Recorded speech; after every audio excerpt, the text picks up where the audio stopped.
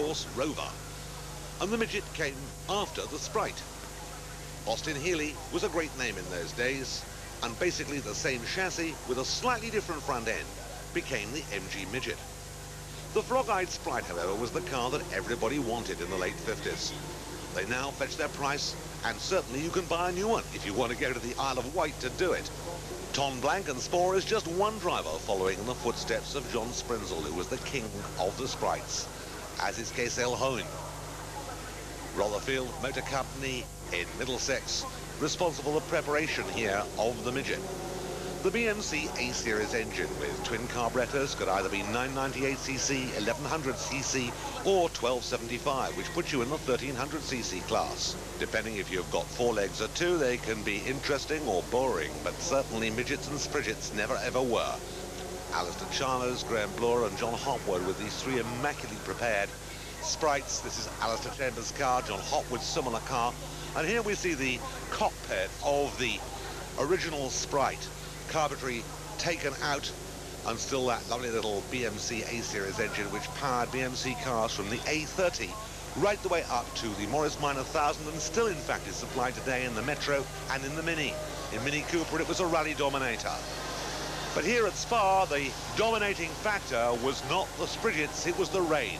It poured down for this race, making life really difficult for all the drivers. Some choosing to run with hood up, some just with hardtop on, and others open to the elements on what was an extremely unpleasant part of the day to go racing. No question about it, however, these cars gave an immense amount of pleasure to a large number of people.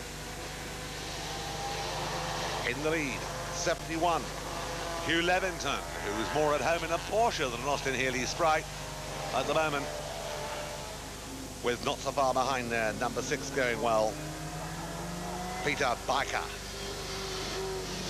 Another Class 1 car running with a little hard top on as well, finding life perhaps a little bit more comfortable. 53 is Peter Bryce-Score.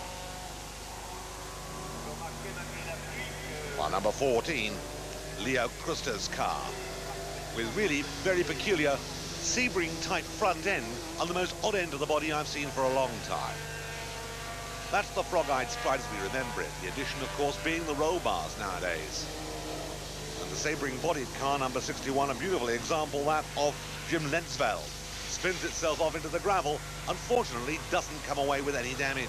Let's just see that again in replay. It's good old English lost it in Belgium.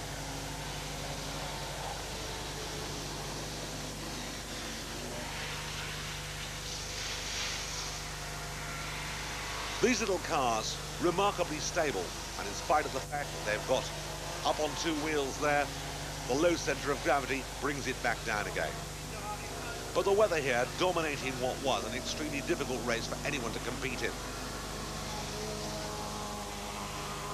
And getting onto the electrics, the water in fact spoiling what could have been a good race there for number 69.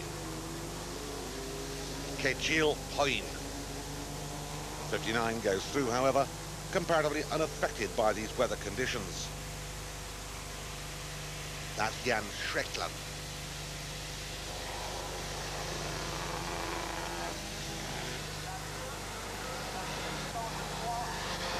And so it's a good soaking for a great many enthusiasts who bought their Austin Healey Sprites and their MG Midgets to Spa, but a chance to compete on one of the greatest circuits in the world, a challenge to both car and driver, and where these cars competed in their infancy in the long-distance sports car races of the day.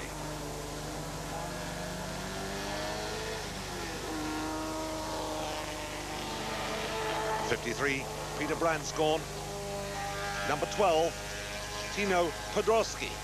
But after a long, hard race and 10 laps round a very wet Spa, it's Ian Witt the winner there, with the Midget ahead of Bryce-Score's Sprite, Harrison's Midget, Patrick Van Broek's Sprite Mark 1, and the Mark 3 Midget of David O'Neill.